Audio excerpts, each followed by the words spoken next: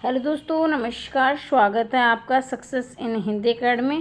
देखिए दोस्तों, हम पढ़ रहे हैं 2004 से लेकर 2024 तक यूजीसी नेट जितने भी पीवाईक्यू हैं सारे हम सोल्व कर रहे हैं।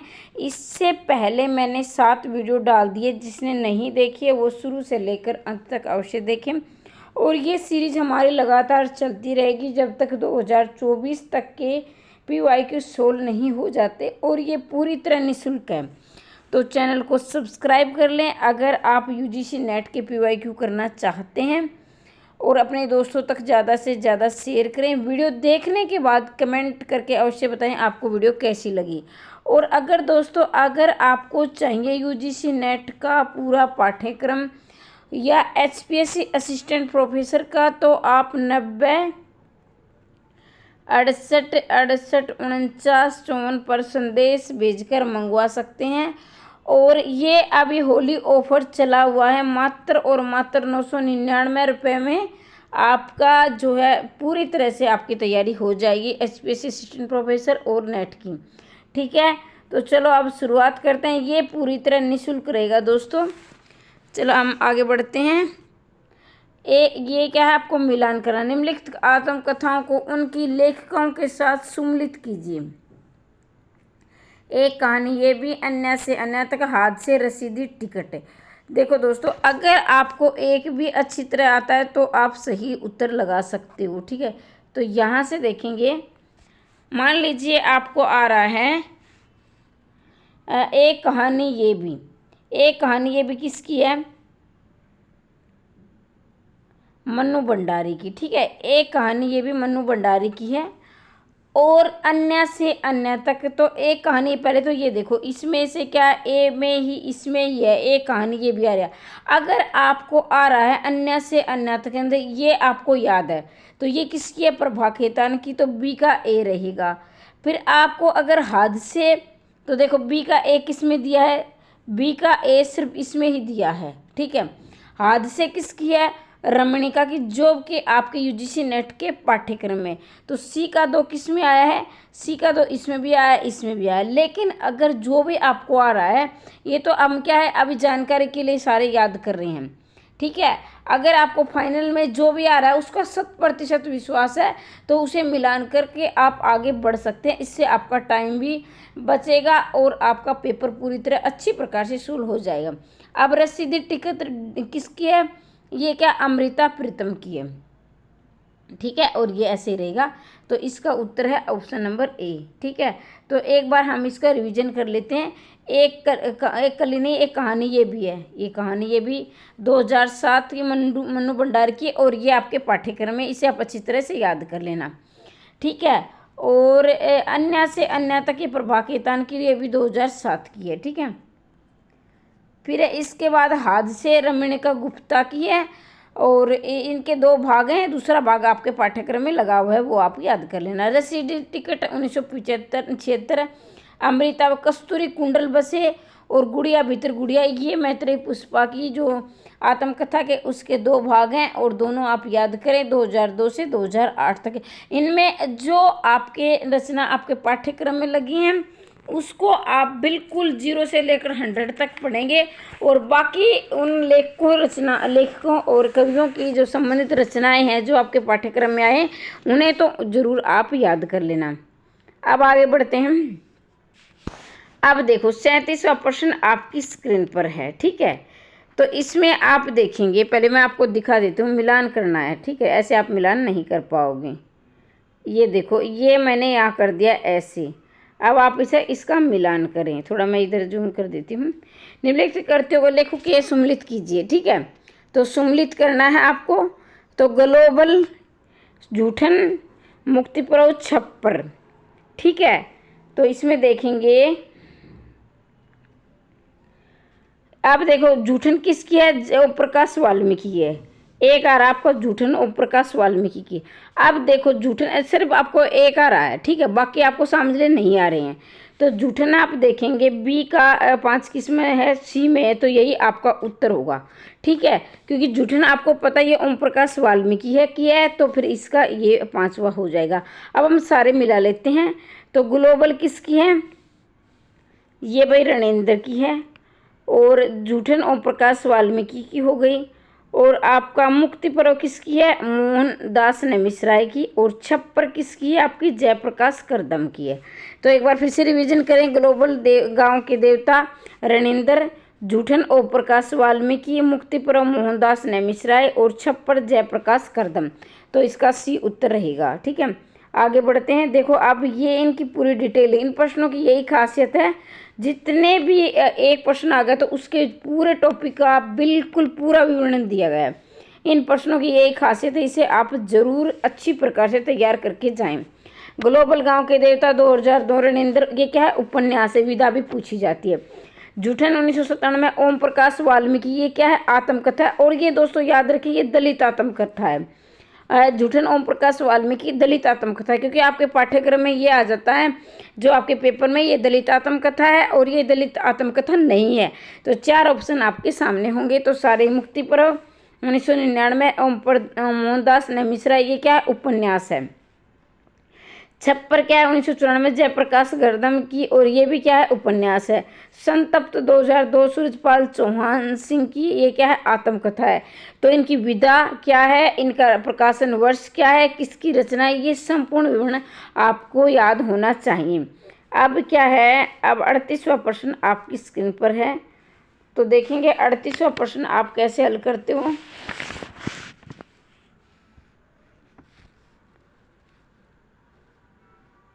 अब क्या है? आपको याद के गोरख जगाए जोग भक्ति भगाए लोग भोग, और अनबुढ़ बुढ़े तेरे जय, अति सुदोषने को मार्ग, और बसो मेरे ननद में लगा।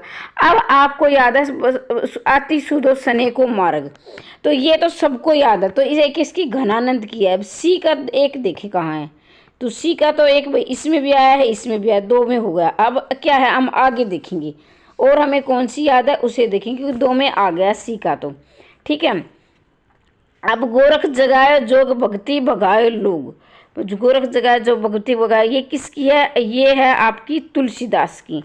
ठीक है, अब तुलसीदास इसमें हो गया 5, तो इसमें किस में आया है? तो ये आपका उत्तर होगा बी आएगा। ठीक है, तो एक बार हम सबको मिला लेते हैं। गोरख जगाए जोग भक्ति भगाए, ये किसकी? तुलसीदास की है। फिर अनबूढ़े जेते बूढ़े संग, ये किसकी है? आपकी बिहारी की है। तो बिहारी की तो आप देखते ही लगा लोगे, क्योंकि इनकी जो दोहों में है, इनकी 2 पंक्तियों में मिलेंगे। अति सुदो सने कुमारा किसकी? घनानंद की है। ठीक है, और फिर बसो मेरे नैनन में नंदलाल किसकी है? मीराबाई की है। बसो मेरे नैनन में नंदलाल किसकी? मीराबाई की है। तो इसको एक बार वीडियो को रोक कर अच्छी प्रकार से तैयार कर लें, फिर आगे बढ़ें, क्योंकि बहुत सारे अभ्यर्थी हैं जिनकी तैयारी अच्छी है, वो इसमें बोर हो जाएंगे। तो गोरख जगाए जोग भक्ति भगाए लोग तुलसीदास, अनबूढ़े सब ये मीरा बिहारी की है। अति सुदो सने को मारा घनानंद, बसो मेरे नैन में नंदलाल मीराबाई, और लरिकाई को ये आपको अलग दिया गया है, क्योंकि ये पंक्तियाँ भी पूछी जाती है। लरिकाई को प्रेम कहाँ अली कैसे करी छुटत, तो ये सूरदास की पंक्तियाँ। अब हम आगे बढ़ते हैं। ये 39वां है। तो 39वां का आप देखेंगे। देखिए दोस्तों, अगर वीडियो आपको पसंद आ रही है तो चैनल को सब्सक्राइब कर लें।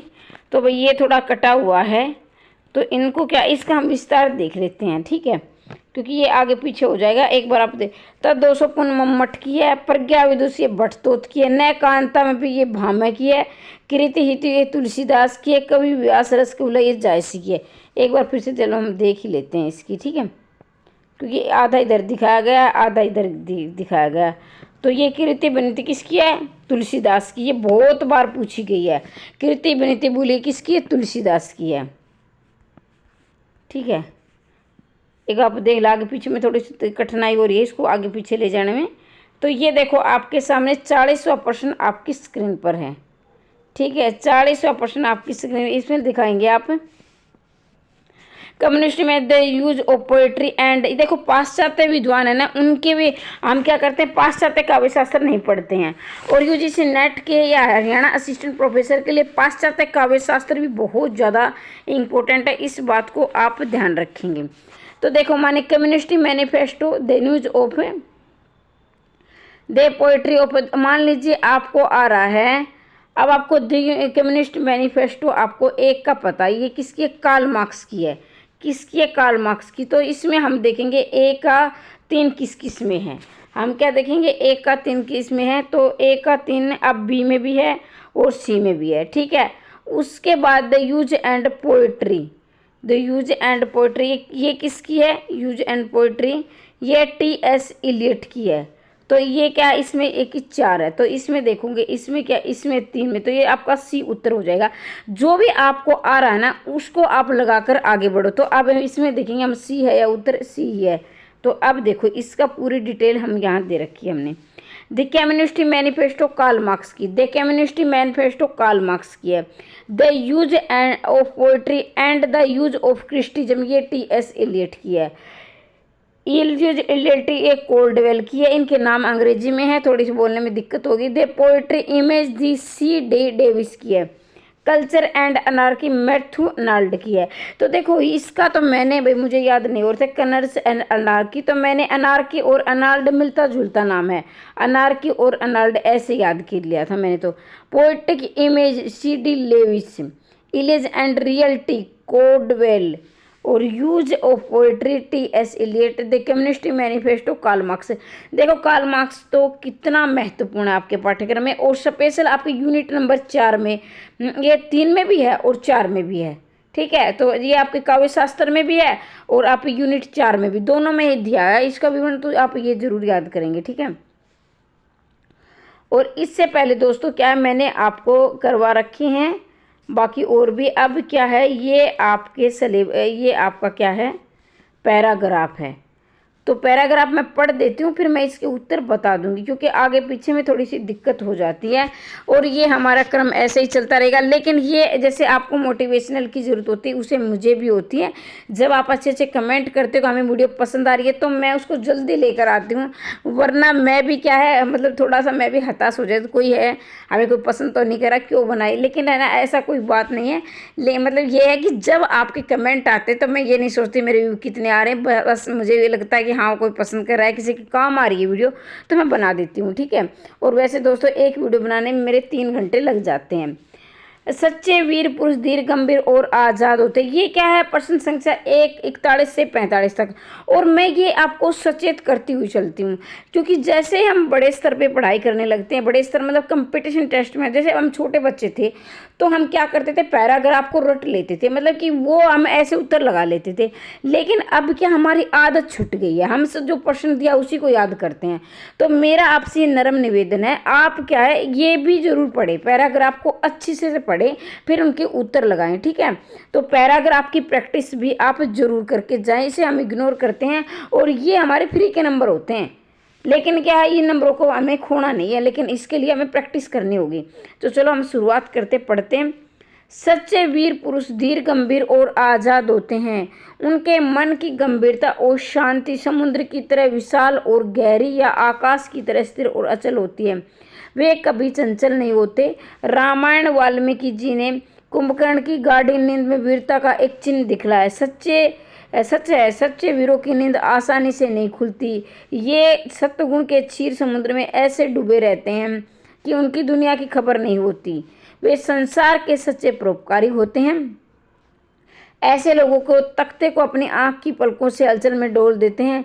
जब ये शेर जागकर गरजते हैं तब सदियों तक उनकी आवाज़ गूंज सुनाई देती रहती है, सब आवाज़ें बंद हो जाती है। तो यहाँ पर वाल्मीकि जी ने कुंभकर्ण की वीरता का परिचय दिया है कि सच्चे वीर हैं वो क्या है आसानी से जागते नहीं हैं, और जब जाग जाते हैं तो ये क्या है बड़े उनकी जो है उनकी वीरता की गूंज शेर की तरह दूर दूर तक सुनाई देती है। तो यहाँ एक तरह से वीरता का वर्णन किया गया है, ठीक है। तो यहाँ हमारा कौन सा 41वां प्रश्न था, 41वां प्रश्न मेरे हिसाब से कट गया है, लेकिन यहाँ कोई बात नहीं, हमने सच्चे वीर दिया तो धीर गंभीर और आज़ाद होते हैं। बताइए पीडीएफ की मैं एक माफ़ी चाहूँगी, मैं आज के बाद दिन में बनाऊँगी। मैंने एक पीडीएफ और भी बना रखी है, वो मैं रात को ही बनाती हूँ ज़्यादातर, क्योंकि मुझे दिन में समय नहीं मिलता, वो तो थोड़ी धुंधली आ जाती है ये। सच्चे वीर पुरुष धीर गंभीर आजाद होते हैं, उनके मन की गंभीरता शांत समुद्र की तरह विशाल और गहरी तथा आकाश की तरह स्थिर और अचल होती है। आपने देखा, ये हमने पैराग्राफ में पढ़ा है, ये मैंने अपनी तरफ से नहीं बनाया। पैराग्राफ में जो दिया उसी के आधार पर हमें उत्तर देना है। ये विशेष ध्यान रखना कि जो पैराग्राफ में दिया उसी के अनुसार हमें उत्तर लगाना है। वैसे आपको याद भी होगा, कुंभकर्ण के उल्लेख किस संदर्भ में किया है? वीरता के, आलस के संदर्भ में नहीं, वीरता के, मतलब कि जब ये या तो असल में इसने जल्दी जागते नहीं है, जागते तो ये शेर की तरह गर्जन करते हैं, ये तो वीरता के संदर्भ में ये आया है। ठीक है, जब सच्चे वीर जाकर शेर की तरह गर्जन करते हैं तो वो क्या करते हैं? लोग डरकर भाग जाते हैं, अपनी वीरता खो देते हैं, सदियों तक उनकी गूंज सुनाई देती है। तो हमने अभी पैराग्राफ में पढ़ा, सदियों तक उनकी गूंज सुनाई देती है। फिर है प्रश्न नंबर 44, सच्चे वीर के मन में गंभीरता कैसी होती है? पहाड़ की तरह ऊंची और पानी की तरह तरल, समुद्र की तरह विशाल और आकाश की तरह स्थिर, हवा की तरह अमूर्त और आग की तरह ज्वलनशील, बर्फ की तरह शीतल और चीनी की तरह मीठी। तो 44वां प्रश्न आपकी स्क्रीन पर है, आपने पैराग्राफ पढ़ा और उसके अनुसार उत्तर बताइए। तो देखा, समुद्र की तरह विशाल और आकाश की तरह स्थिर होती है, तो ये अभी हमने पढ़ा था। 45वां प्रश्न, ये हमारे पैराग्राफ के हिसाब से लास्ट प्रश्न है।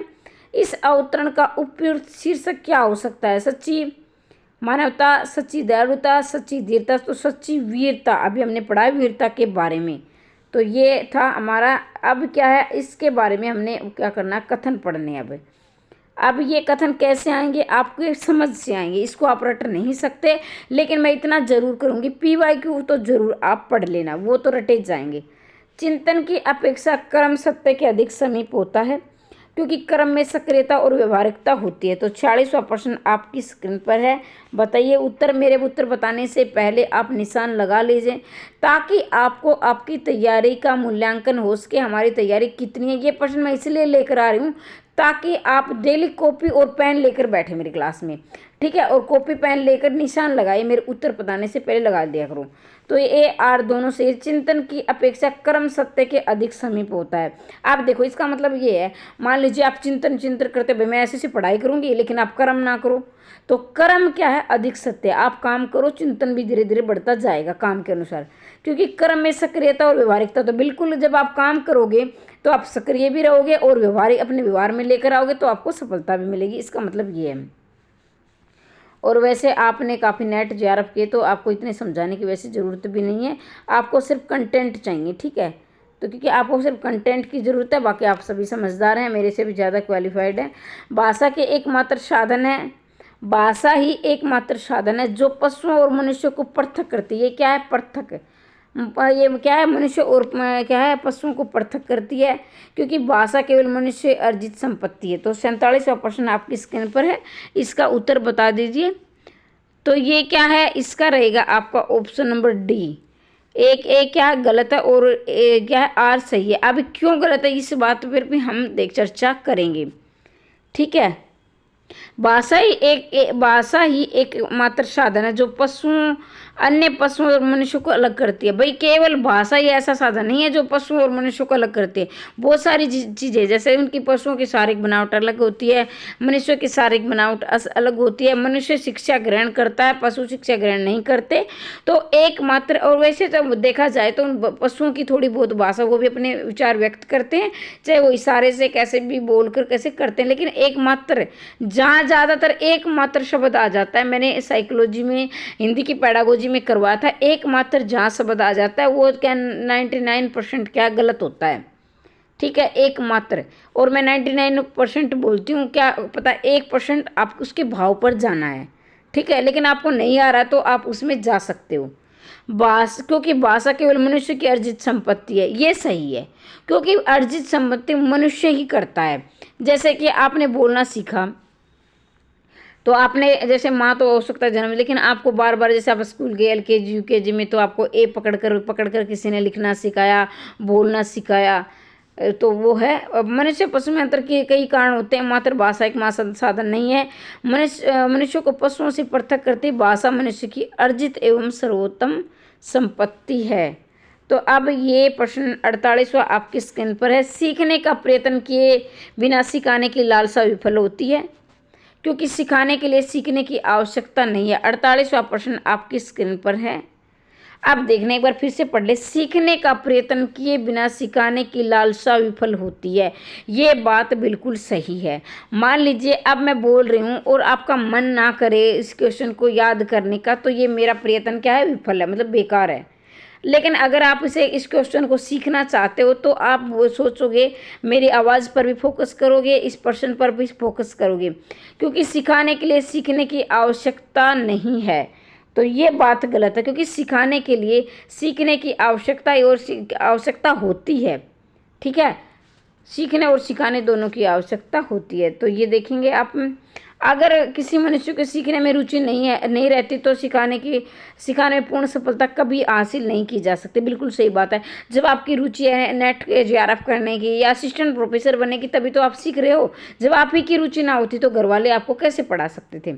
सिखाने के लिए सीखने की आवश्यकता होती है। जो मनुष्य स्वतः निपुण या कौशलपूर्ण है वो तो दूसरों को कुछ नहीं सिखा सकता। बिल्कुल, जब आप कल असिस्टेंट प्रोफेसर लगोगे तो आप पढ़कर आए हो, तो आपने याद किया है, और आप अब तैयारी ही नहीं करोगे तो आप दूसरों को क्या दे सकते हो।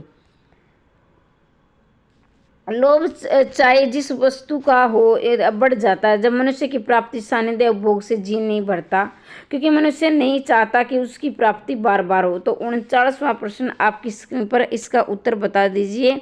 एक बार मैं फिर से पढ़ देती हूँ। लोभ चाहे जिस वस्तु का हो जब बढ़ जाता है, एक बार मैं आपको दिखा देती हूँ, इसके ऑप्शन दिखा देती हूँ, क्योंकि आपको ऐसे दिखने में ऐसे। अब बताओ, लोभ चाहे जिस वस्तु का हो,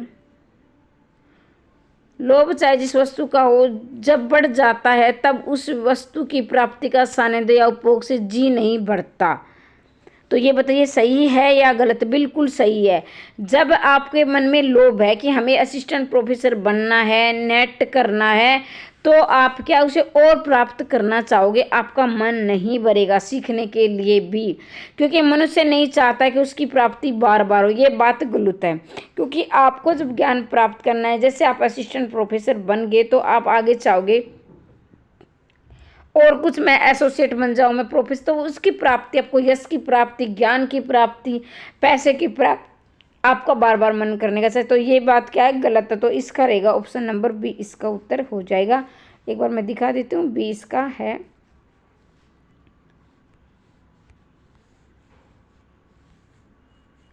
अब है 50वां प्रश्न आपकी स्क्रीन पर है। स्वार्थ कविता ही मनुष्य के हृदय को स्वार्थ संबंधों के संचित मंडल में ऊपर उठाकर लोक सामान्य भावभूमि पर ले जाती है, क्योंकि कविता मानव के हृदय को व्यापक नहीं बनाती है। अब इसका आपको उत्तर देना है। 50वां प्रश्न आपकी स्क्रीन पर है। कविता ही मनुष्य के हृदय को स्वार्थ संबंधों के संकुचित मंडल से ऊपर उठाकर लोक सामान्य भावभूमि पर ले जाती है। बिल्कुल सही बात। जब आप कोई कविता पढ़ते हो तो आप क्या एक लोक सामान्य हर व्यक्ति के बारे में सोचते हो, और आपके जो स्वार्थ है वो संकुचित हो जाते हैं। मतलब आप अपने स्वार्थ के बारे में नहीं सोचते, सामान्य हर एक इंसान के बारे में सोचते हो। तो ये बात बिल्कुल सही है, क्योंकि कविता मानव के हृदय को व्यापक नहीं बनाती। भाई व्यापक का मतलब विस्तार से, भाई कविता मानव के हृदय को व्यापक बनाती है, नहीं बनाती। क्योंकि अगर ये नहीं होता, ये नहीं बार हो जाता, तो ये उत्तर इसका सही हो जाता। अब नहीं आ गया तो ये गलत हो गया। तो इसका रहेगा ऑप्शन नंबर सी सही उत्तर। ठीक है, तो एक बार इससे पढ़ लेते। कविता ही मनुष्य के हृदय को स्वार्थ संबंधों से संकुचित से ऊपर उठाकर लोक सामान्य भावभूमि पर ले जाती है, जहाँ जगत की नाना गतिविधियों के मार्मिक स्वरूप का साक्षात्कार और शुद्ध अभिन्नतों का संचार होता है। कविता मानव के हृदय को व्यापक बनाती है। तो भाई ये प्रश्न थे हमारे। इससे पहले मैंने 7 वीडियो डाल दी, ये हमारी 8वीं वीडियो है, तो वो वीडियो भी अवश्य देखें, इससे पहले वाली भी। और निरंतर अगर वीडियो चाहते हो तो कमेंट के माध्यम से ज़रूर बताएं आपको वीडियो कैसी लगी। अगर आपको संपूर्ण पाठ्यक्रम की PDF चाहिए SPSC असिस्टेंट प्रोफेसर के लिए, तो दोस्तों एक दिन की सैलरी आपकी कम से कम 3,500-4 हज़ार बनेगी। तो ये 1,000 रुपये के लिए कोई मायने रखते, लेकिन आपके पास एक संपूर्ण पाठ्यक्रम हो जाएगा। ठीक है। और ज्ञान प्राप्ति के लिए 1000-1500 बहुत मायने नहीं रखते हैं। अगर आपके पास नहीं है तो बोल रहे, अगर है तो जहाँ से आप तैयारी कर रहे हो वहाँ से करते रहो, कोई दिक्कत नहीं मुझे। लेकिन अगर आपके पास PDF नहीं है संपूर्ण पाठ्यक्रम की, तो आप इसे 90 68 68 49 54 पर संदेश भेजकर आप PDF मंगवा सकते हैं। और क्या है, अगर आप निःशुल्क तैयारी करना चाहते हैं तो भी चैनल को ज़रूर सब्सक्राइब कर ले अगर आप पहली बार आए, क्योंकि मैं इस चैनल पर TGT से लेकर असिस्टेंट प्रोफेसर तक की तमाम जानकारी लेकर आती रहती हूँ। और क्या है, मैं PYQ भी करवाती रहती हूँ। और इसके साथ ही मैंने आपके 21 की 21 कहानियाँ पढ़ा रखी है, ठीक है, वो भी ज़रूर देखें। मैंने नाटक भी पढ़ा रखे हैं, उपन्यास भी पढ़ा रखे हैं। जब success in Hindi academy by Anjana तो सर्च करोगे तो आपके सामने सारी क्या है कहानियाँ और आपके नाटक उपन्यास आ जाएंगे, तो वो वीडियो भी ज़रूर देखें। यूनिट नंबर 3 भी मैंने काव्य शास्त्र की करवा रखी है, ठीक है। लेकिन आप वीडियो के माध्यम से ये नहीं बताते कि हमें वीडियो कैसी लगी, वीडियो देखकर आप चले जाते हो, तो ये मेरे लिए सबसे बड़ी प्रेरणा, आपके कमेंट ही मुझे प्रेरणा देते हैं। तो कमेंट के माध्यम से एक कमेंट जरूर छोड़ के जाएं कि आपको वीडियो कैसी लग रही है, या वीडियो और लंबी लेकर आऊँ, जरूर कमेंट करके बताएं। अपने दोस्तों तक भी शेयर करें ताकि किसी ज़रूरतमंद की मदद हो सके। नहीं तो मेरे वीडियो बनाने के कोई फ़ायदा नहीं है जब आपकी ज़रूरत ही पूरी नहीं होती हो। और अगर आपको और भी कोई कंटेंट या कोई सुझाव देना है तो वो भी ज़रूर दें। अगर आप TGT PGT की भी तैयारी कर रहे हैं तो उस पर भी मैंने होली ऑफर दे रखा है। मात्र और मात्र 500 रुपये में आप TGT PGT के भी नोट्स मंगवा सकते हैं, ठीक है। तो नोट्स नेट असिस्टेंट प्रोफेसर के मात्र 999 रुपये के हैं, होली ऑफर पे हैं। और TGT PGT के मात्र 500 रुपये के नोट्स हैं, तो वो चाहे तो मंगवा सकते हैं। ज़्यादा से ज़्यादा शेयर करें, लाइक करें, सब्सक्राइब करें। और मैं चाहती हूँ इसी भर्ती में और 2025 में आपको शुभकामनाएं मिले, आपका चयन हो जाए। हमेशा हंसते रहिए, मुस्कुराते रहिए, दिन दोगुनी रात चौगुनी उन्नति करते हैं रहिए। और मिलते हैं अगली वीडियो में, तब तक के लिए जय हिंद, जय भारत।